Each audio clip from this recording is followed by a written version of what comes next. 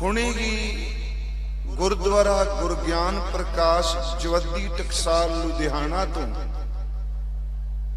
आप जी नूं कीर्तनीय गुरसिखा ने कीर्तन सरवण कराया। जिन्हां साजां दे आप जी दर्शन कर रहे सी, उस विच एक है रबाब, दूसरी सी तार शहनाई और तीसरा सी ताउस। आप संगत नूं इस गल दा पता है कि गुरु घर दे अंदर तंती साजा नाल ही कीर्तन हुंदा सी।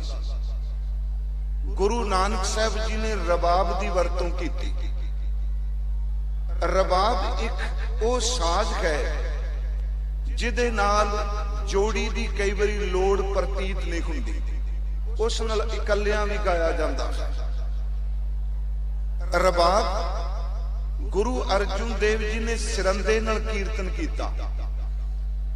गुरु हरगोबिंद साहब जी ने ताउस की वरतों की। जो हुण बच्चे सिंह गा रहे सन, ये ताउस सी।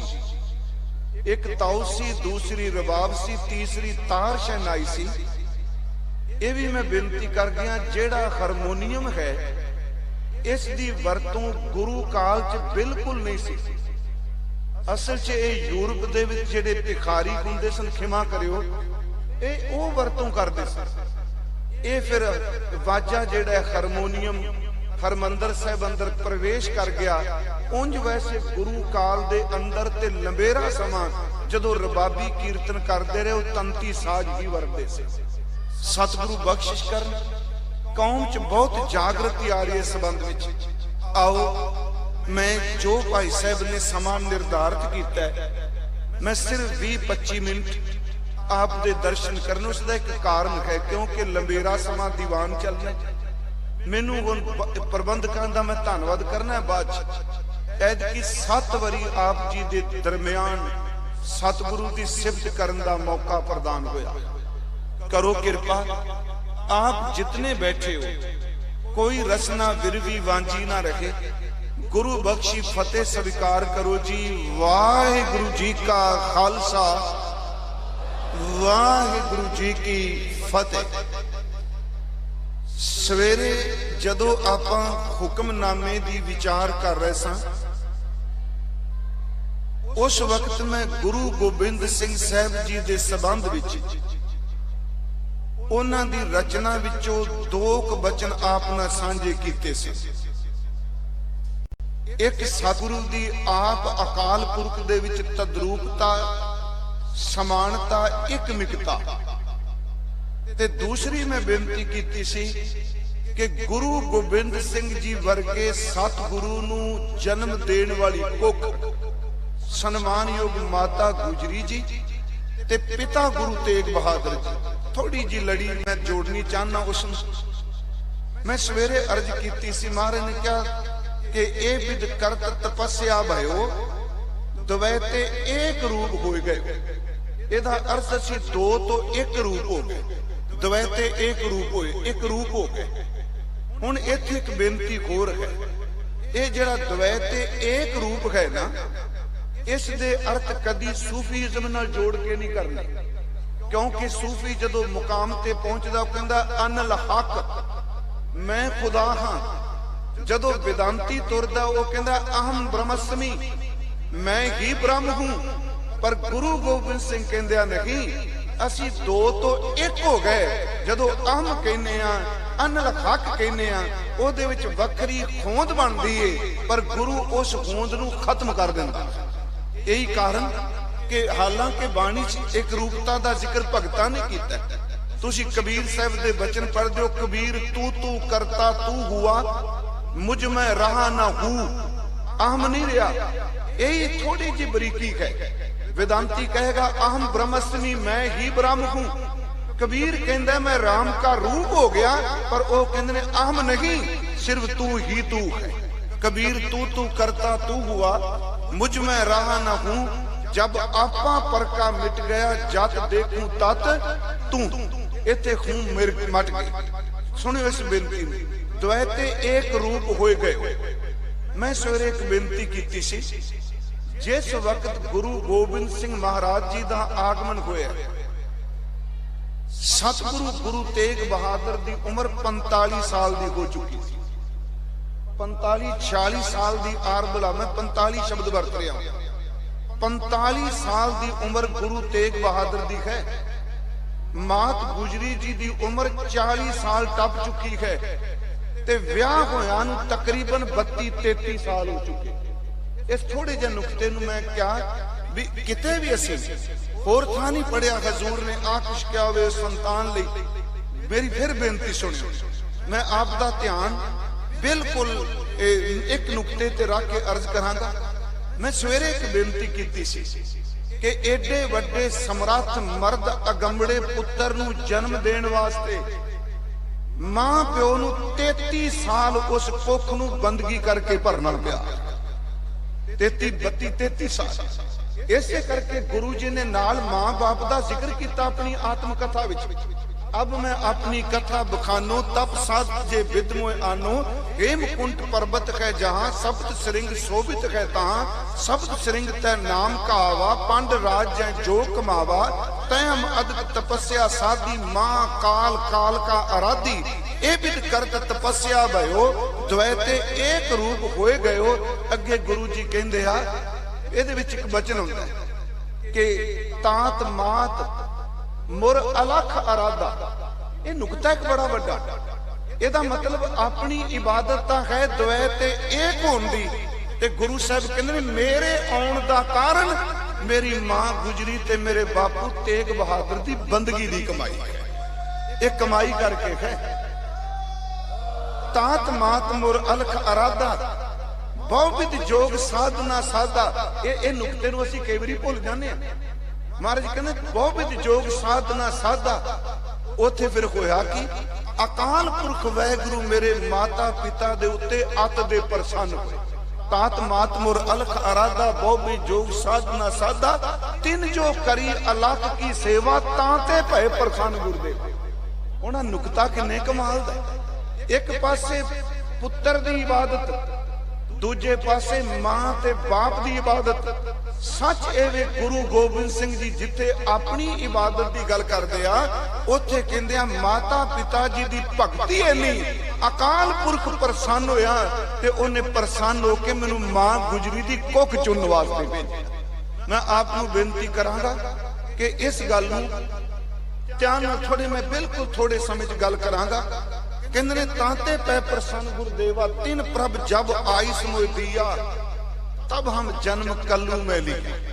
बड़े अर्थ हो के अगले बच्चे ने चितना भयो हमरो आवन कै, चुभी रही सुरत प्रभ चरणन में।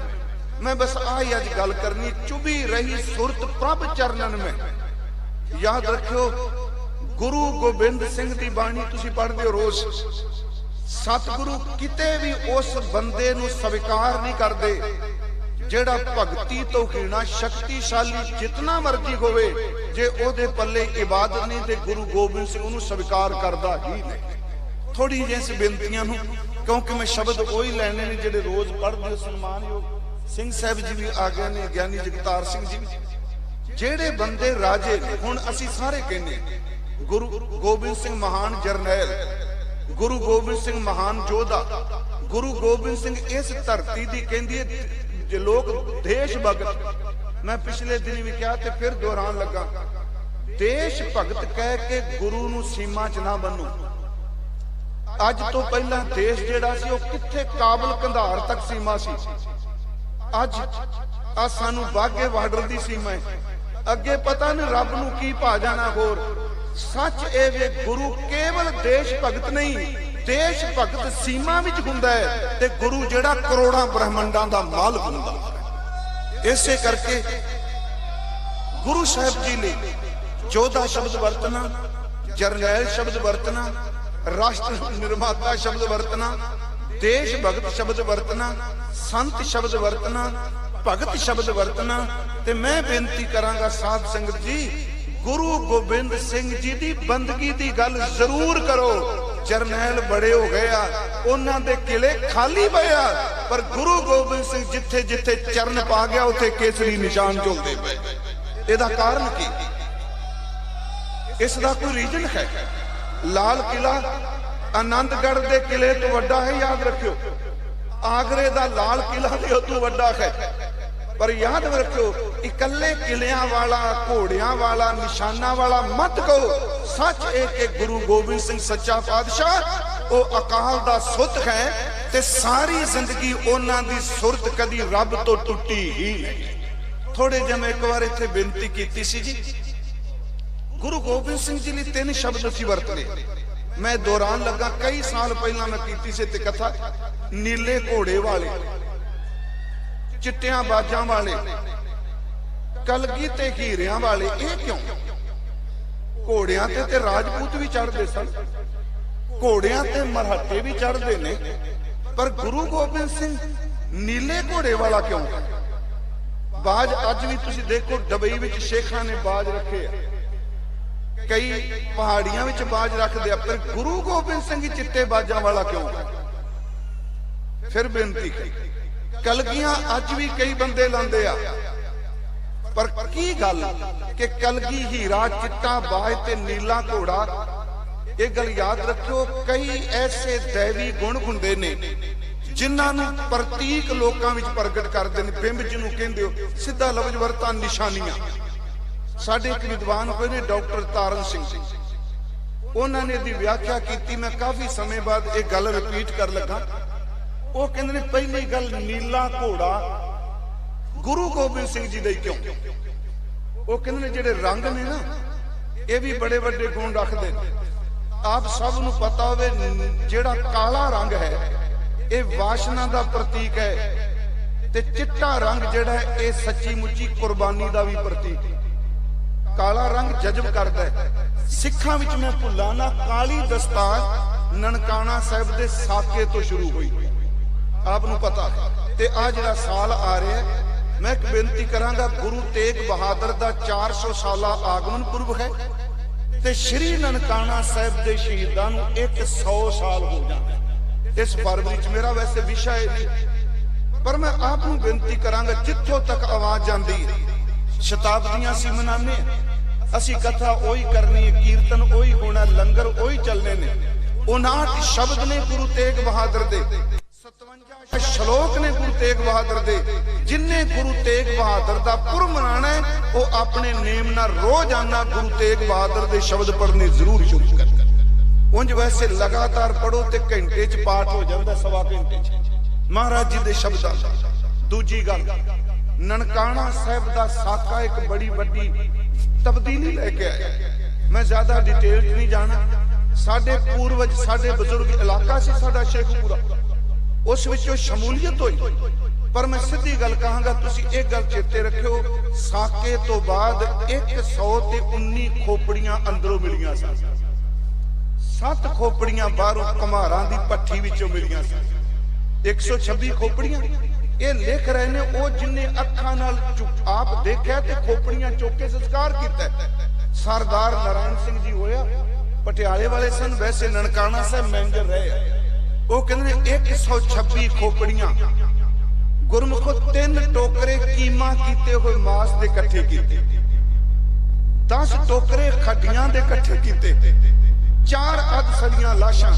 ते जिदन 23 फरवरी 1921 नूं शाम नूं संस्कार कर लगे, मैं फिर अर्ज की, मेरा फर्ज बनता सी कि इस साल विच ये 2 शताब्दियां आ रही। मैं तां जिक्र कर दिता। आपनूं यही पता होवे भाई जगदेव सिंह बैठे हैं इन्हां दे इलाके च, गुरुद्वारा मूवमेंट का पहला शहीद भाई हजारा सिंह आलादीनपुर वाला, ये तरन तारण शहीद होया। जिस वक्त ये शहीद होया ते इसकी बॉडी लैके आए, सिख जगत इकट्ठा होया, इसकी मां आई, लोगों के मन से पुत्र छवियां नूं वड्डिया पिया, कोल आई, कपड़ा ला के मत्था चुम के कहंदी है, मेरे हजारा सिंह पुत्रा, मेरे पीते दुध की तू लाज रख दी। मैं आपनूं बेनती करा, एक सदी होनी, जिस वक्त संस्कार होया, 4 लाशां, 126 खोपड़ियां, 3 टोकरे मास दे, ਤੇ 10 ਟੋਕਰੇ ਖੱਡੀਆਂ ਦੇ ਸਰਦਾਰ ਜੋਤ ਸਿੰਘ ਹੋਏ ਨੇ, ਕਿ ਭਾਈ ਜੋਤ ਸਿੰਘ ਵਾਈਸ ਚਾਂਸਲਰ ਲੈ हाँ उन्होंने अरदास की। उस वक्त आरिया समाजी कहते होंगे सन सिख एवें कहने खोपड़ियां लवाइया चरखीरियां ते चढ़े हो ही नहीं सकता। उन्होंने तकरीर की कि जिन्नू साडी इतिहास ते शक है, असी इन्हां दिनां दे पुत्रां दे टुकड़े लैके बैठे हाँ, असी अज भी इंतजार करके दिखा सकने हैं, जो कुछ असी कहने करके दिखाने। वो शताब्दी आ रही है। मैं फिर अपने विषय तो दूर नहीं जाना, इको बेनती है। गुरु गोबिंद सिंह, मैं फिर अर्ज कर लगा, नीला घोड़ा क्यों है? याद रखो, नीला रंग आसमान दा है, गगन दा है। मैनू पढ़े जेडे फिजिक्स वाले ने वो कहणगे रंग ते है ही नहीं, अखां दा भुलेखा, पर नील गगन कहने हैं ना, नीलांबर कहने। नीला रंग आसमान दा है ते नीला रंग समुंदर दे पानी दा है। हालांकि परछावां ओ पै रहे, आकाश विशाल है ते समुंदर डूंगा है। नीले घोड़े वाला क्यों है गुरु गोबिंद सिंह? आकाश सच्ची मुच्ची ब्रह्म ज्ञानी का मन होए प्रगास, जैसे धर ऊपर आकाश। आकाश नीला है, समुंदर दा पानी नीला है। गुरु गोबिंद सिंह आकाश दी तरह विशाल है बंदगी विच, ते चेते रखियो समुंदर दी तरह डूंगा है गुरु गोबिंद सिंह। ये दोनों शब्द, ये नीला शब्द ये भगती का प्रतीक है। मैं सिंह साहब ज्ञानी हरप्रीत सिंह जी ने बेनती की है, असी यत्न कर रहे हैं कि जफरनामा गुटके दे रूप में छापिया जाए। ओदा मूल पाठ फारसी विच होवे, अगे पंजाबी विच होवे। 2 सतरां सिर्फ अर्थ हुण क्यों ऐदकी चमकौर साहब कथा करते हैं, असी सारे अल्लाह यार खां जोगी नूं कोट करने हैं। मैं कहना मेरे मन च आया, सतगुरु तेरे जफरनामे च दास्तान है चमकौर दी, किन्ना चंगा होवे उन्हां दिनां सिख तेरा जफरनामा पढ़न ते पता लगे तेरी चढ़दी कला की। ऐसी यत्न करांगे। धन गुरु गोबिंद सिंह महाराज चुभी कोई सुरत ही पुत्रां दियां लाशां कोलों मुस्करा के लंघ सकदी। ये समाधि बड़ी विलक्षण है सिक्खी दी। टिकी कोई सुरत की पिता दा सीस झोली च पा सकदी है। टिकी हुई सुरती सुनदी है कि मेरे पुत ते मां शहीद हो गए। मैं आप बेनती करा समाप्ति ते हजूर नदेड़ पहुंचते ए जी इत्थे गंगा दा किनारा है, उथे गोदावरी दा किनारा है।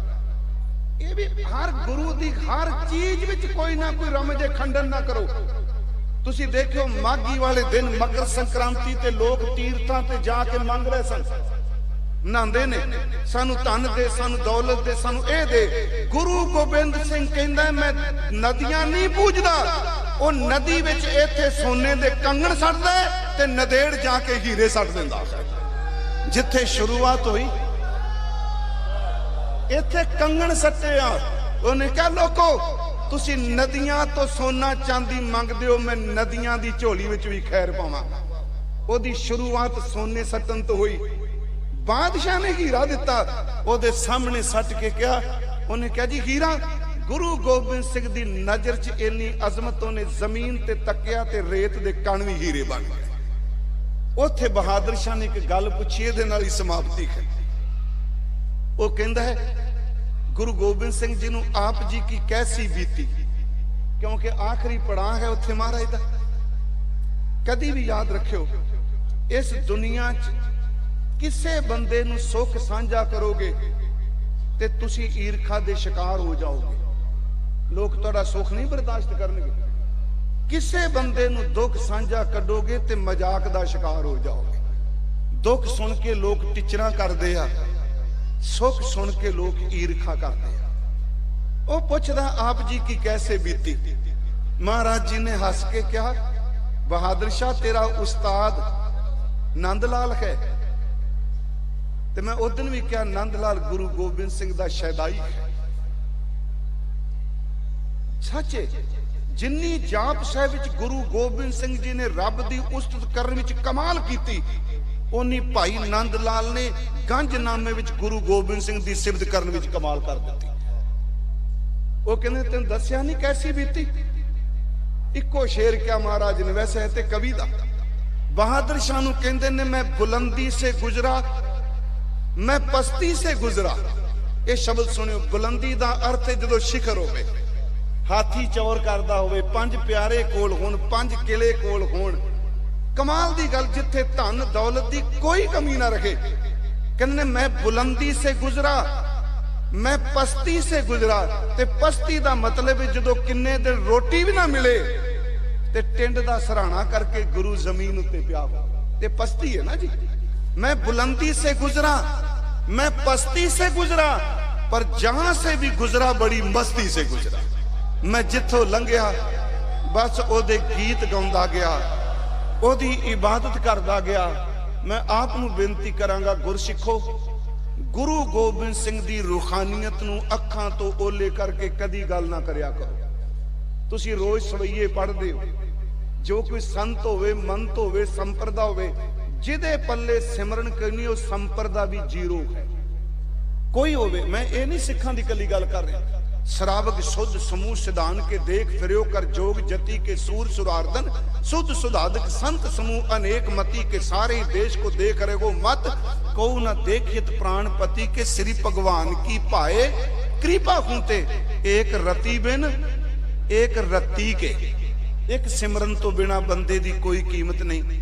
मैं आप नूं बेनती करांगा, तुसीं दशमेश पिता दे दरबार विच आए, बाला प्रीतम तुहाडीआं झोलियां च खैर पाए। याद रखियो, जिहड़ा गंगा ते गोदावरी दी झोली भरदा पिया, तुहाडी क्यों नहीं भरेगा। ऐसा दीन दयाल सतगुरु गुरु गोबिंद सिंह। मैं फिर दोबारा साडे अति सन्मानयोग सिंह साहिब ज्ञानी जगतार सिंह जी, मुख ग्रंथी श्री दरबार साहिब अमृतसर, साडे नाल भाई गुरमीत सिंह जी शांत, जिहड़े दसम दी बाणी और क्लासिकल तौर पर बड़ी रब दी किरपा है। मैं बार बार ना कहा, सिंह साहिब ज्ञानी रंजीत सिंह जी, गौरे मस्कीन और सरदार महेंद्रपाल सिंह जी और साडे बजुर्ग।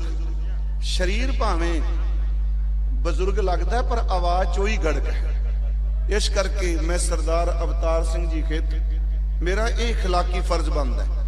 याद रखियो, इज्जत करोगे तो इज्जत जरूर मिलेगी। बेइज्जती करने वास्ते साल नहीं लगते, डिग्री नहीं लैनी पैंदी, इज्जत करने वास्ते सालां बदी लग जाता। मैं सरदार अवतार सिंह जी खित इन्हां दा शुक्रगुजार हाँ, जिन्हां ने मेरे तक इन्ना सुनेहा पहुंचाया। मैं आप जी दे हाजिर होया ते मैनू पता, मैं पहली बार आया, सरदार कुलमोहन सिंह उन्होंने कहा सी तुसीं हर साल आयो, मैं आउंदा रहा। पर मैं एक बेनती करा, कोई शोहरत लई नहीं, मैं सिर्फ इस करके आउना, मैनू मेरे गुरु गोबिंद सिंह दी रज के सिफत की जाती। मेरी कोई मंग नहीं, कोई डिमांड नहीं, तुसीं पुराने वोचर भी देख लो भावें। इस करके मैं आप जी दे चरण परसिया। वाहिगुरू जी का खालसा, वाहिगुरू जी।